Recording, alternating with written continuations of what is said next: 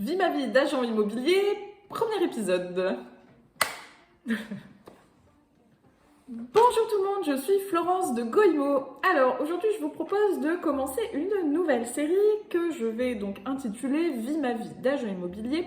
L'objectif pour moi c'est de vous présenter les coulisses en fait de ma vie professionnelle, qu'est-ce qui fait un agent immobilier, qu'est-ce qu'on fait dans une agence, etc. Donc si vous voulez ne rater aucun épisode, je vous invite à cliquer sur la petite cloche pour vous abonner. Je vous dis à tout de suite.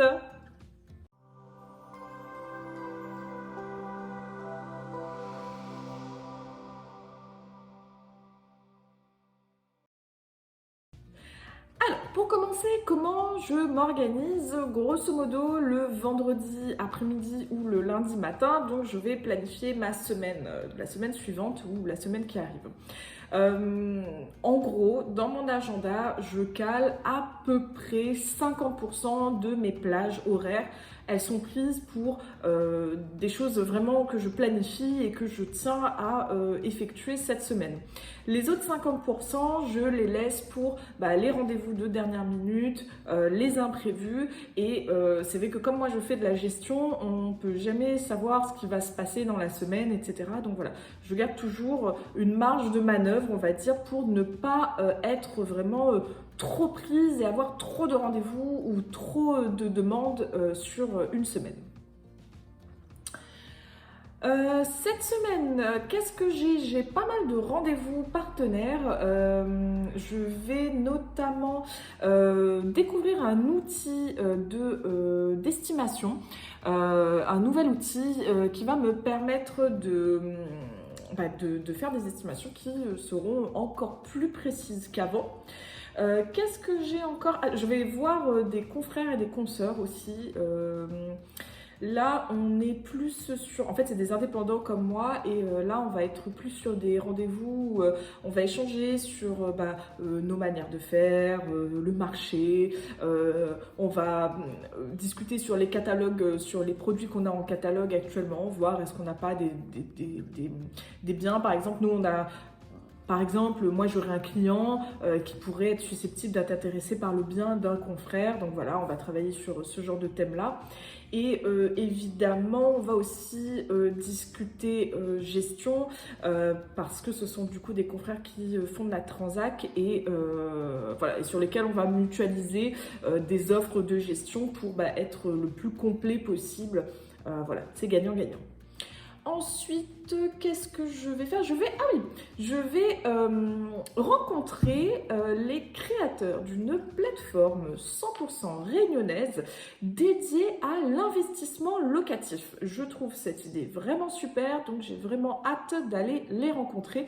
Je ne manquerai pas de vous faire part de mon retour sur cette plateforme si je vois que le produit me plaît et que je vois que ça pourrait vous plaire également. Ensuite, forcément, hein, je vais faire des visites, je vais faire des découvertes acquéreurs, vendeurs, etc. Notamment, là, j'étais sous mandat de recherche, en fait, depuis quelques semaines pour des clients investisseurs. Donc, je leur ai déjà trouvé 2 appartements qui correspondent à leurs critères. Donc, ils ont acheté, leurs offres ont été acceptées, etc. Donc, ça, c'est super. Et en fait, là, je vais en visiter encore un. Donc, voilà, c'est la puissance de l'outil mandat de recherche. C'est vraiment quelque chose qui fonctionne très, très bien. Et mes clients sont très satisfaits. Donc, voilà, ça, c'est chouette. Ensuite, pour la partie agence, on est sur une semaine de début de mois, un début de mois. Donc, je vais faire mes appels de loyer, je vais vérifier que tout se passe bien, que tout le monde paye bien pour pouvoir ensuite faire les règlements propriétaires.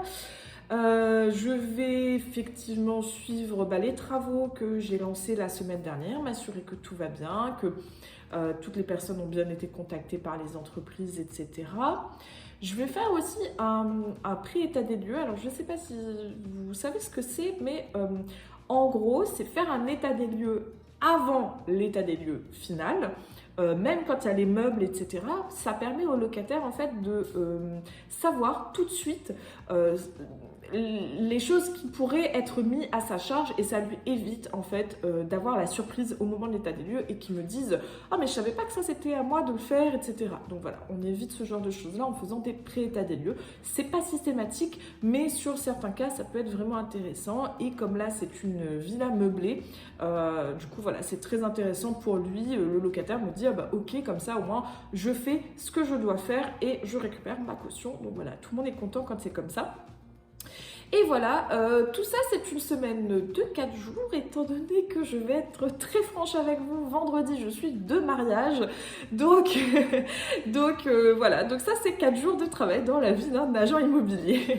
J'espère en tout cas que ça vous a plu et que vous êtes intéressés. Faites-moi savoir dans les commentaires si vous avez des questions ou autres, et moi je vous dis à bientôt pour une nouvelle vidéo.